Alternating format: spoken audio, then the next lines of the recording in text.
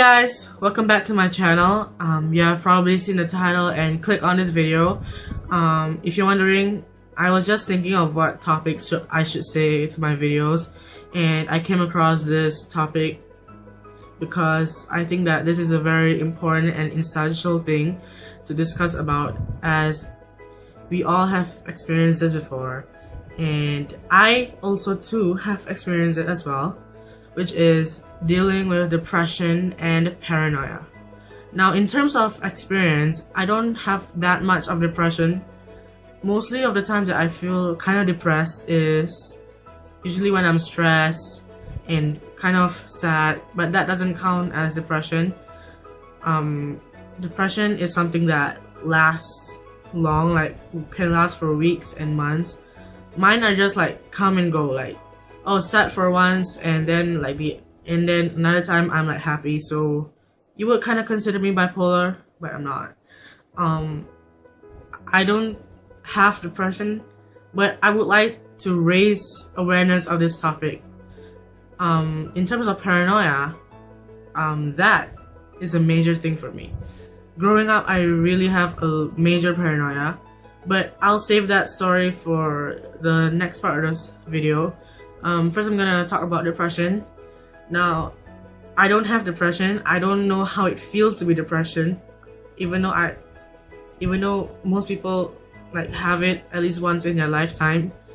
To be frank, I think most people misjudge the meaning of depression.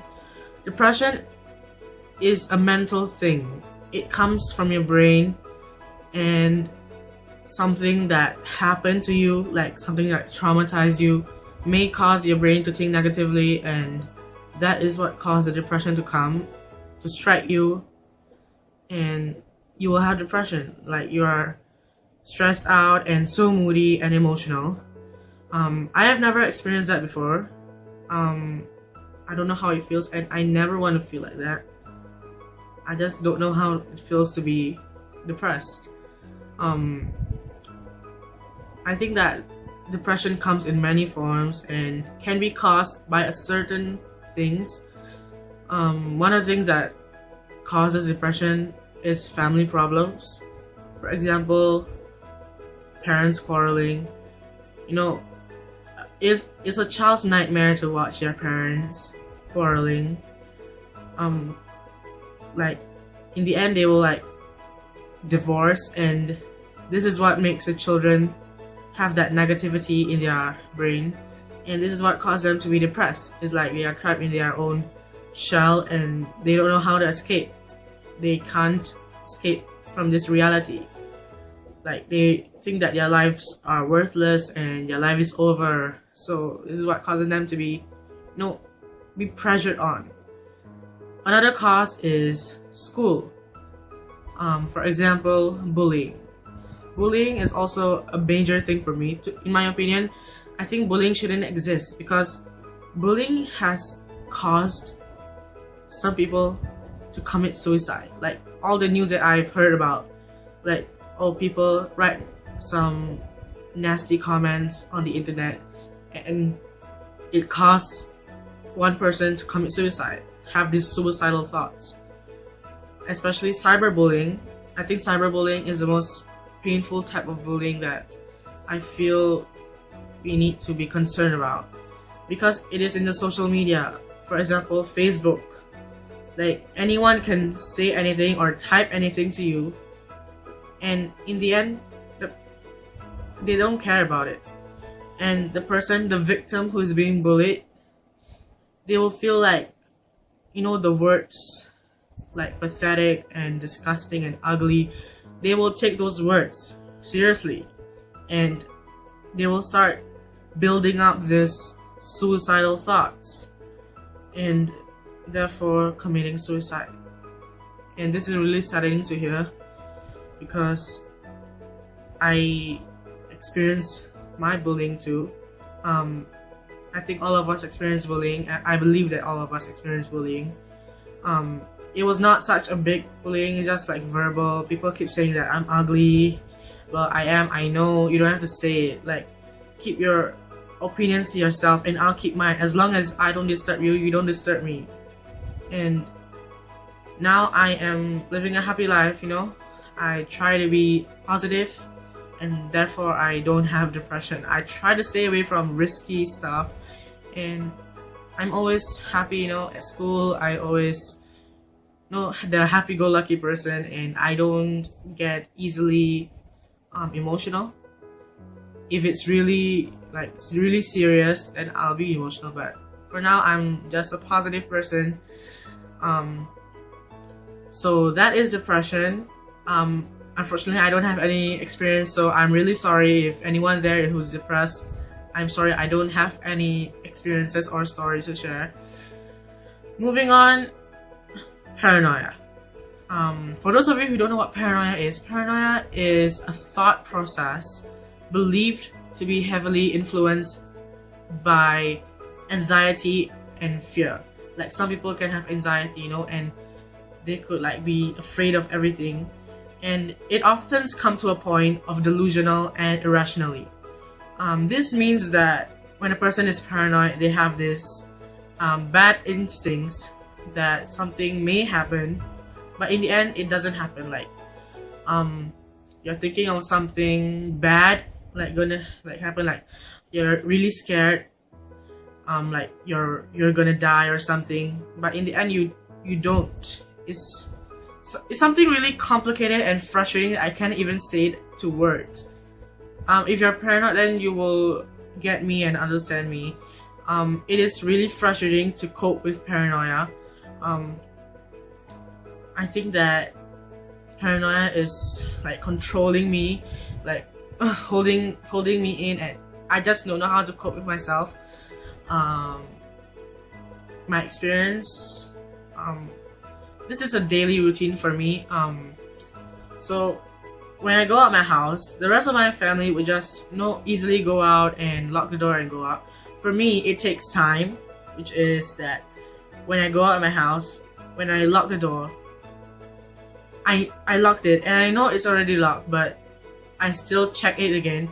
I try to open it and see if it's locked or not, and it is locked, but I do it for the second time because I have this like instinct that someone maybe will rob my house and open, you know. So I just make sure, even like I don't know why I do this, you know. It's like a daily routine for me. Every day I do it. You might say it's normal, but if you do it every day, then it's not normal.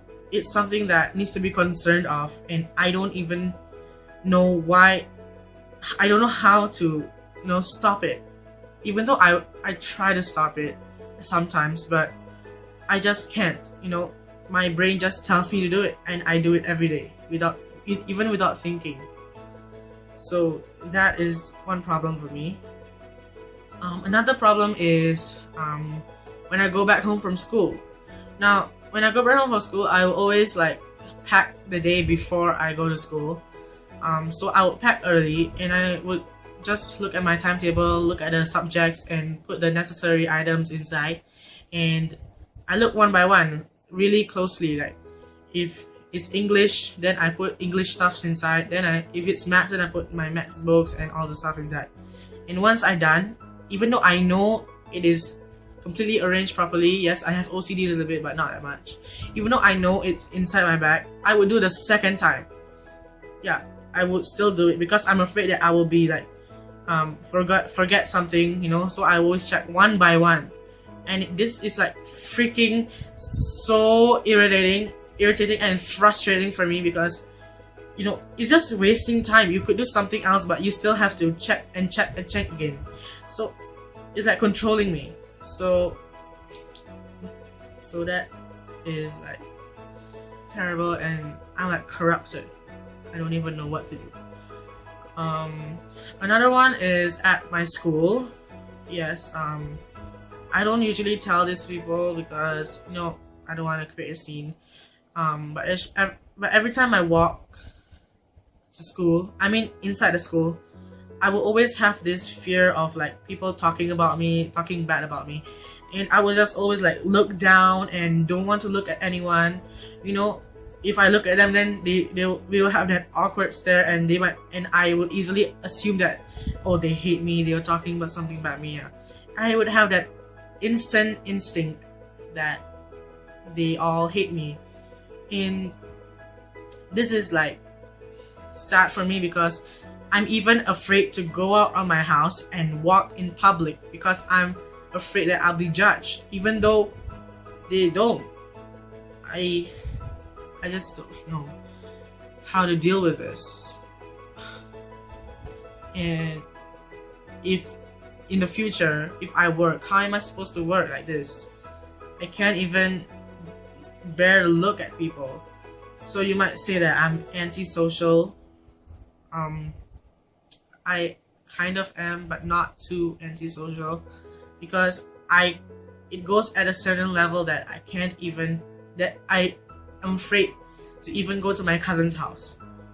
I usually don't talk to my cousins that much, because I don't feel the need to. The only person I talk the most is my mom.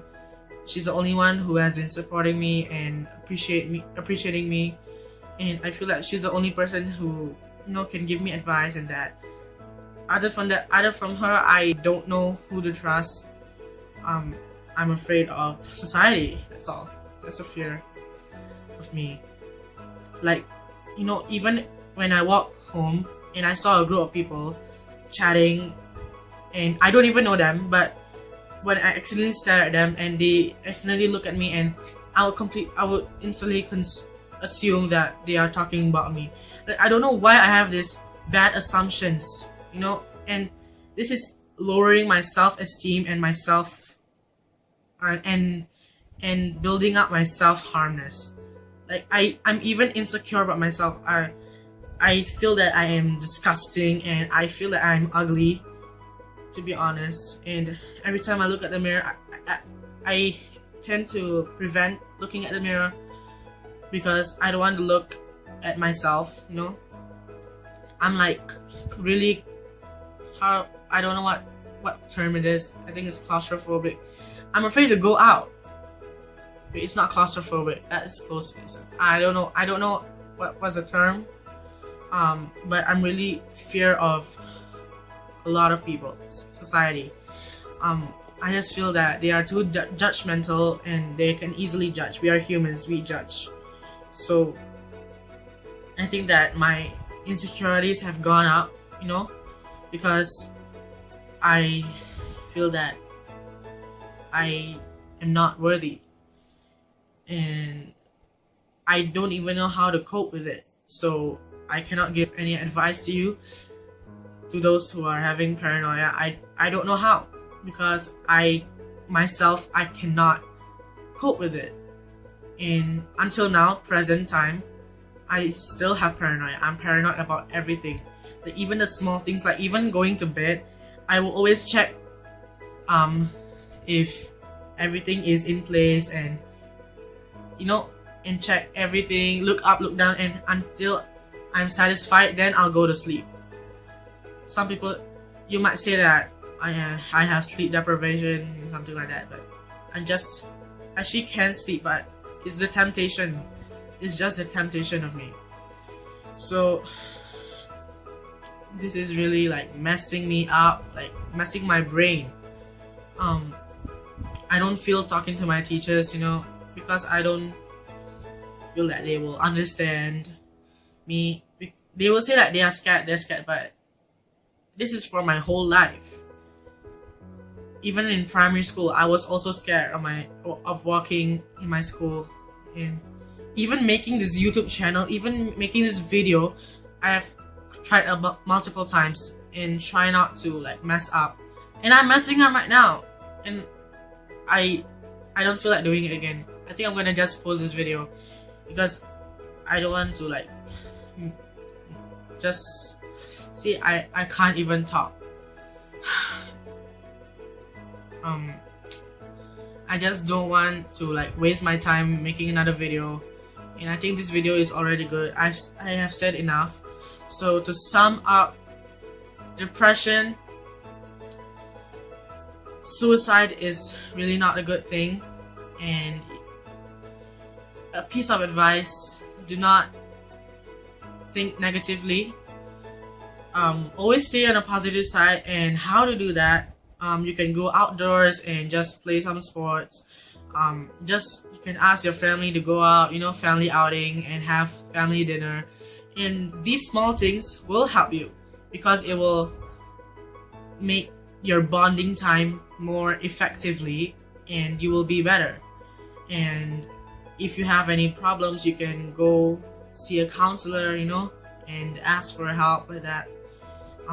But I don't know because I do not have depression and paranoia. I still don't know when I'm gonna conquer it. Hopefully I will. Just wait for the right time. And yeah, I think that is all for me. I hope this video helped you with my advice and my experiences. And that concludes my depression and paranoia story. So that is all. Thanks for watching. If you haven't subscribed, please subscribe.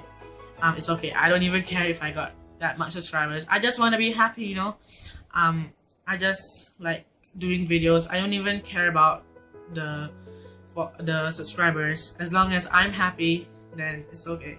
And be sure to like this video. And also, if you want any suggestions for the next video, you can comment down below what kind of questions, what kind of videos you want me to post. And if you have any questions or any stories that you want to share with me, feel free to do it. It will be such a great pleasure to read them.